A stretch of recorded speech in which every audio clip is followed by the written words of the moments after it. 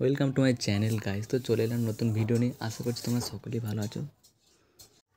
তো চ্যানেলে নতুন হয়ে থাকলে অবশ্যই সাবস্ক্রাইব করে রাখো, কারণ তোমরা এখানে খেলার সব আপডেট পেয়ে যাবে। তো প্রথমে যদি কোথাও বলি মানবীর সিংকে নিয়ে, মানবীর সিংকে কিন্তু অনেকেই বলছে নাকি ভারতীয় ক্যাম্প থেকে নাকি ইচ্ছা করে চলে এসছে। তো ওটা একদমই নয়। মানবীর সিংয়ের কোমরে হালকা চোট লেগেছে। সবাই বলছে নাকি মোহনবাগানের প্র্যাকটিসে জয়েন করছে বলে নাকি মানবীর সিংকে নাকি ইচ্ছা করে চলে এসছে। না, মোটেই নয়। মানবীর সিং মোহনবাগানের প্র্যাকটিস অবশ্যই জয়েন করেছে, কিন্তু হালকা রিহ্যাব করছে আশিস রায়ের সঙ্গে। সে সবাই তোমরা দেখেছো, যারা মোহনবাগানের প্র্যাকটিস ম্যাচ ফলো করো তারা সবাই দেখেছো। যদি মানবীর ওরম করেই চলে আসতো তাহলে মানে মোহনবাগানের এখনও 4টে প্লেয়ার খেলছে, তাহলে তারাও তো ওরম করে চলে আসতো নাকি? ওটা একদমই ভুল। তো এরপর যদি কথা বলি ব্রাইসন ফার্নান্ডেজ কি মোহনবাগানকে নিতে পারে? তো এই মুহূর্তে এফসি গোয়া ব্রাইসন ফার্নান্ডেজকে কিন্তু একদম ছাড়বে না। তারা বলে দিয়েছে যত টাকারই একটা অঙ্কের ভালোই চুক্তি করুক, মানে বেশি টাকার হোক বা কম টাকা হোক, যাই হোক, মোটামুটি ব্রাইসন ফার্নান্ডেজকে এফসি গোয়া ছাড়বে না বলে দিয়েছে। তবু ম্যানেজমেন্ট তো চাইবে যে লোভনীয় প্রস্তাব পাঠিয়ে ব্রাইসন ফার্নান্ডেজকে তুলে নেওয়ার।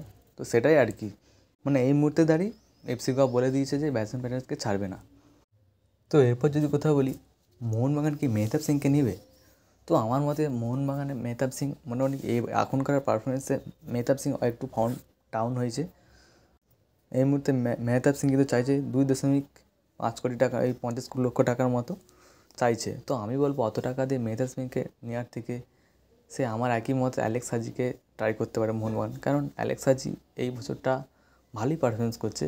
মোটামুটি মেহতাব সিংয়ের থেকে ভালো পারফরমেন্স করছে অ্যালেক্স হাজি। মেহতাব সিংও ভালো প্লেয়ার, কিন্তু একটু ফর্মটা ডাউন হয়েছে মেহতাব সিংয়ের। তো এরপর যদি বলি হাবাস কি কেরালা ব্লাস্টার দলে যোগ দিবে? তো সেরকম আমি তো মনে করি একদমই না, কারণ ইন্টার কাছে একটা ভালো প্রজেক্ট দেখিয়েছে হাবাসকে। সেই মতো হাবাস কিন্তু এগোচ্ছে, কারণ আই লিগে তারা হাবাসের দল 2 নম্বর দলে আছে। সে কিন্তু আইএসএলে ইন্টার কাশিকে নিয়ে আইএসএলে আসবে।